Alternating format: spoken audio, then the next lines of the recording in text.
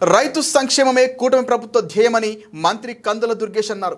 ఆదివారం నిడదవోలు నియోజకవర్గం నిడదవోలు మండలంలోని సింగవరం గ్రామంలో రైతులకు వ్యవసాయ యంత్ర పరికరాలు పంపిణీ చేశారు.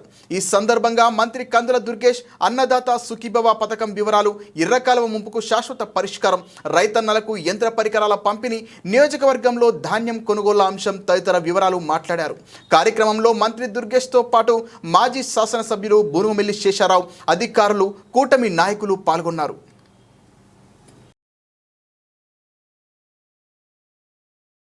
ర్యాలీలో పాల్గొన్నటువంటి ప్రతి ఒక్కరికి కూడా భారతదేశం తరఫున మనందరి తరఫున కూడా ధన్యవాదాలు తెలియజేస్తూ ఒక అద్భుతమైనటువంటి కార్యక్రమం మనందరం కలిసి చేశాం. మన మాజీ శాసనసభ్యులు, skill development corporation chairman Sesha Rao గారు, నిడదవోలు పట్టణ ప్రథమ పౌరులు శ్రీ భూపతి ఆదినారాయణ గారు, ఇంకా అందరు నాయకులు కూడా ఇందులో ఉత్సాహంగా పాల్గొనడం జరిగింది.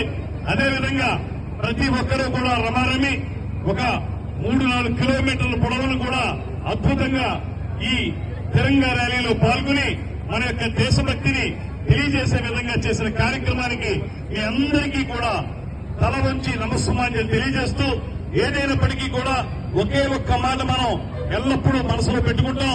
అదేంటంటే, భారత జాతి మీద ఎవరైనా కన్నెత్తితే వారికి తగిన గుణపాఠం చెప్పడానికి భారత జాతి యావత్తు కూడా ఏక కంఠంతో ముందుకు వెళ్తారు.